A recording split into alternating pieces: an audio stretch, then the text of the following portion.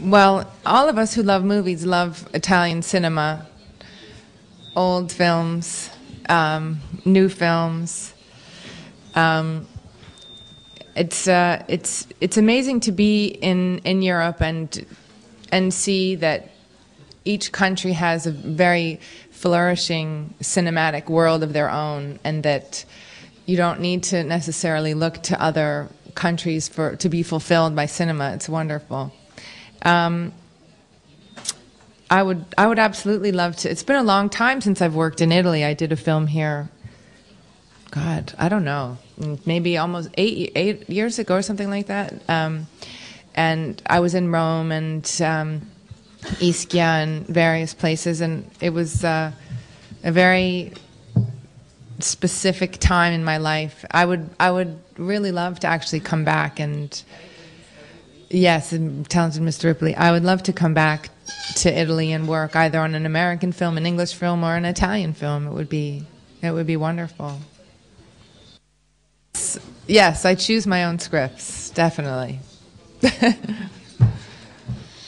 Except sometimes I call John to get his advice.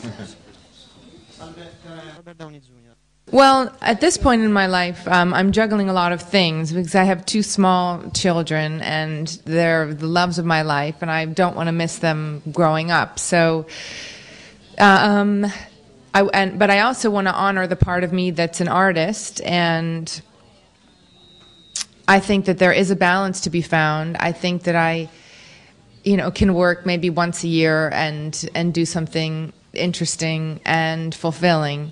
So now when I read scripts, I'm looking for something where I'm going to be working with incredible people like this group, or where I'm going to be doing something that I haven't done, or where I feel that I'll be inspired, and so that the time that I'm away from my children is nourishing me in another way so that I can be a fuller person and bring that back home.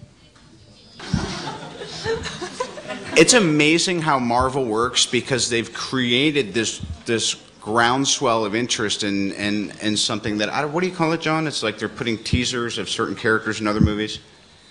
Yeah. I think I'm in Hulk maybe for 5 seconds, right?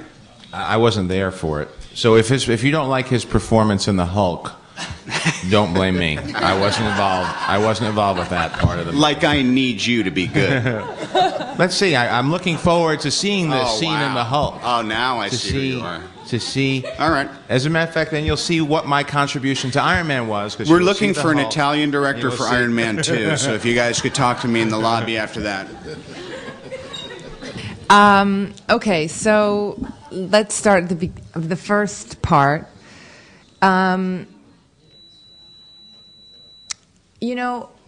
Obviously, in this day and age when celebrity has become what it is, I think there are parts of your life that you keep private and hidden, so that you can have an inner life, so that what you have in your life is real.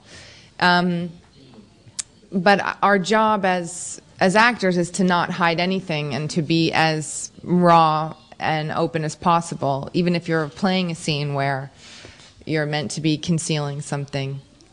So I think it's essential to be very unhidden in your work, and in your life, you negotiate it how you can. Yeah, after I had my son, I had some postnatal depression, and it was very difficult. I didn't feel like myself at all. I was, well, if anyone's ever had it, they know what it is. And I think I was able to get through it. I started to kind of address it once I started to come out of it a little bit, and then I really addressed it, and luckily I was able to kind of turn it around and get everything back to normal, and lots of alternative therapies and exercise, and I came out of it, and it was okay. But it's something that a lot of women go through, and they don't they don't know what's wrong, and they don't have an outlet, and you know, you have to deal with it in order for it to get better. So, you know, that's why I suppose when I was asked about it, I talked about it, because, you know, I think it's a very isolating thing, and you feel like you're the only person who's ever felt that way. Well, in the United States, very few people knew Iron Man. The character's been around for about 40 years. He's part of the original pantheon of Marvel characters, but still only the comic book reading culture in the United States knew who he was. So there was a tremendous challenge to introduce this character. And since it was Marvel Studios' first film, self-financed, I felt a responsibility to stay true to how he was depicted in the books. So there are so many comic book movies out now, and comic book movies with Batman, who everybody knows, and the Hulk, and Spider-Man, which, you know, I know back home, very popular. Here, I assume, as well, better known. So the challenge is, how do you educate the public? Now, fortunately, because the online community is so vocal and so global, by presenting the core fan base with casting choices that they appreciated, with a take on the material that honored what they had grown to love, and then thanks to these enormous events like Comic-Con in San Diego, where we would sit in a room with 6,000 people who were avid fans and show them footage a year ago, that began the conversation and the groundswell of interest that has slowly bubbled its way up into the mainstream. And then, of course, in casting the people to my left, everybody's curious what Robert Downey is going to do now. Robert Downey playing a superhero, I think, piques people's curiosity. I remember when I heard that Johnny Depp was going to do Pirates of the Caribbean, I was all of a sudden curious about this project that I otherwise had no interest in.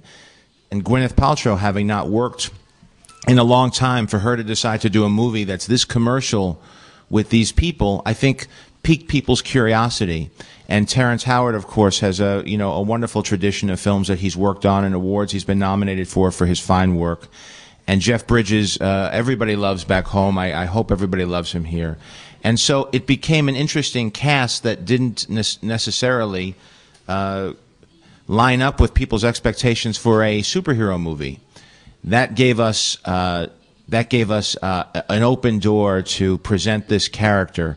And I think this cast defines the character, and if they like what we've done, then the imagery of the character is so, you know, iconic, with the suit of armor and with the bold color scheme and all the wonderful things he could do thanks to today's technology and the groundbreaking work that ILM had done on movies like Transformers, and we were able to use that. We hope it all pulls together and becomes something that does make an impression and does become part of our modern day iconography.